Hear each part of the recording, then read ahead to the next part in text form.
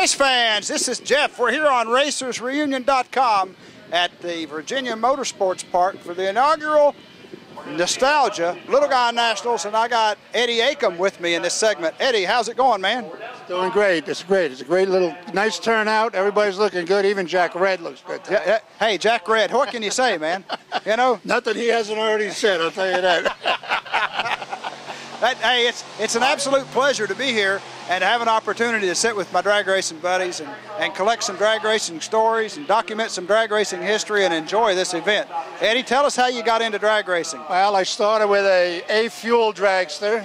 It was a 400-inch injected 350 Chevy, 327 Chevy, and we broke an NHRA record with that back in '66.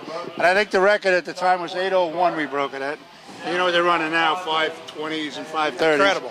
But that was in '66, I think.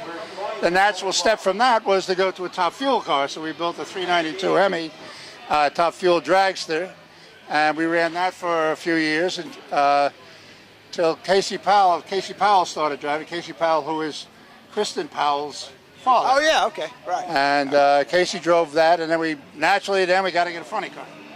So then we built the New Yorker AA fuel funny car back in the '70s, early '70s, I guess. We raced that for a few years. And yeah, Jack.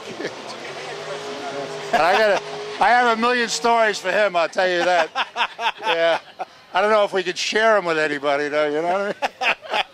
It's all your fault. Yeah, but we did well. We did well. We ran 232 miles an hour back in 1969, awesome. And the parties at Cantoris, yeah.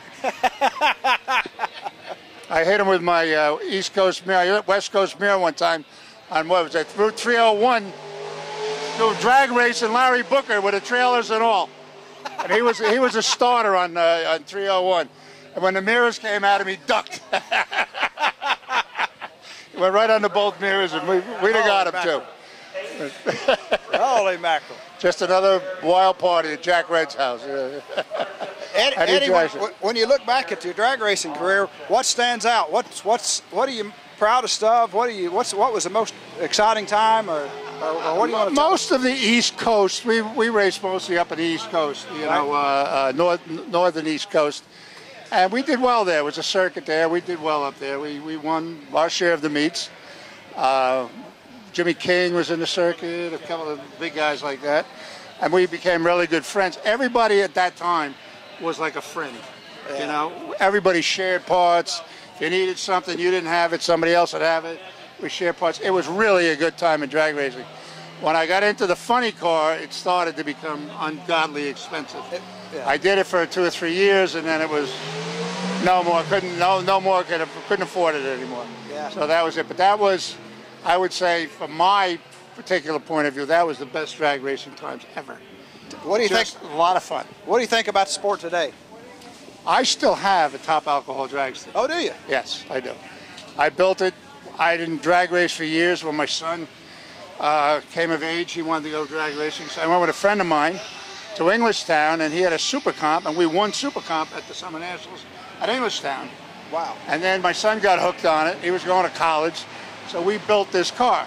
And my son's really a sharp kid, but now he's corporate America, so he's not interested. But I still have the car. It's a really nice top alcohol dragster with a Keith Black Hemi in it. Cool. But you know, the way the economy is right now, you know, we're hanging back a little bit, but we still have everything. We don't owe anybody money, so we're looking good that way. That's great, man. Yeah, but I still like the sport, but no more in the fuel categories, I'll tell you that. You can't do it, you know.